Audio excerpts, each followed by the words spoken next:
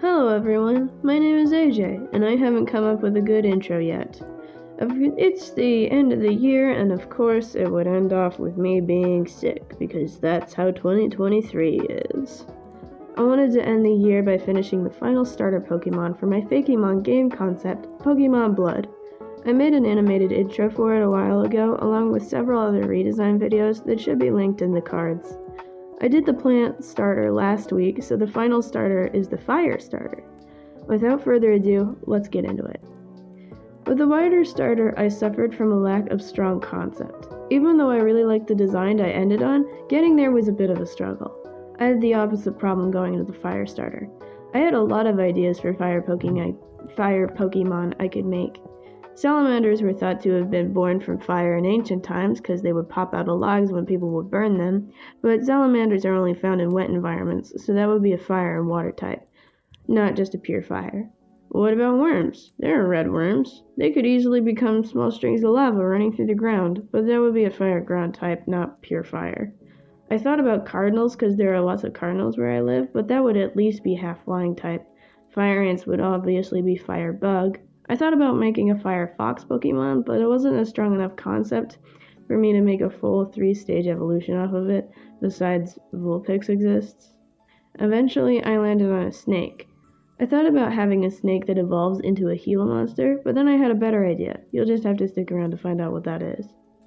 I started with a pretty simple first evolution, just a head sticking out of an egg. Snake breeders will sometimes cut open ripe snake eggs so that it's easier for the baby snakes to get out. This is done so that you have a greater probability of all of your baby snakes surviving. You don't want to pull the baby out though, because they could get tangled in their umbilical cord, which I didn't know that eggs had until recently, which can drown them. So that was my concept for this little guy. A snake hatchling whose egg was cut open a little too early, which makes him grumpy because he wasn't ready to wake up yet. I gave him a yellow underbelly and a red top part. I gave him a little black tear mark because that's just how angry he is. He's so angry that he's crying. His egg is oval and cream colored. In the final art, I made his tail stick out too, but I forgot to make him all wet because, snakes are wet when they hatch from eggs. Whoopsie.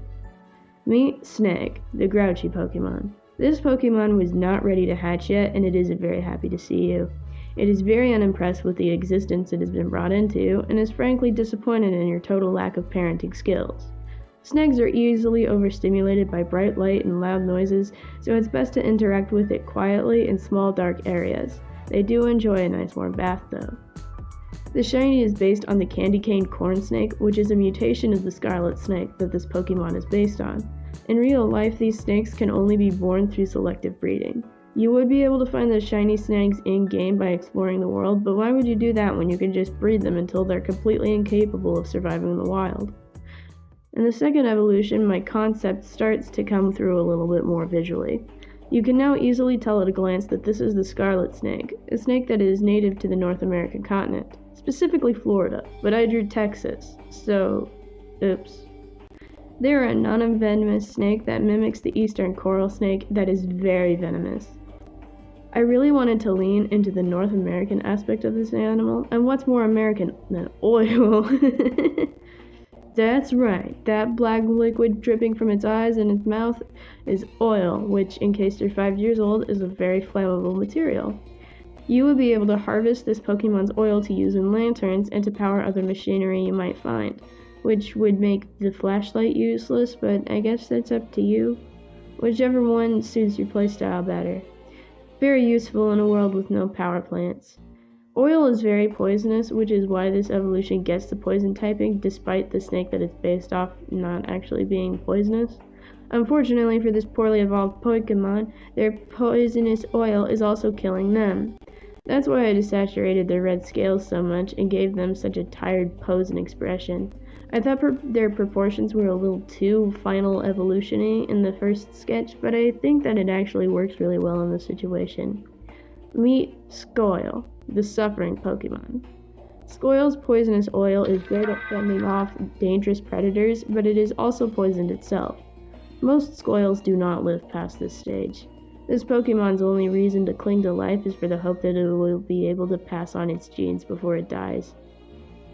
The last evolution was my favorite one to draw. I decided to go from a scarlet snake into a full coral snake patterns, so you get a visual cue that this thing can use poison type moves, even though it's no longer a poison type.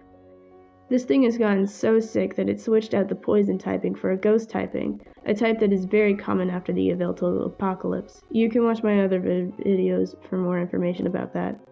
This Pokemon is so hot on the inside that it is starting to melt and leak oil everywhere. Its existence is absolutely abysmal. It would have very low HP, especially for a final evolution. Despite this though, it would have very high stats in every other area, including oil production and breeding rates for shinies. In the final sketch, I gave it some more contrast in the different colors. My favorite part about this design is definitely the body horror. I love doing body horror that isn't over-the-top gore. I think that gore is often used by lazy horror artists that don't know how to actually be scary.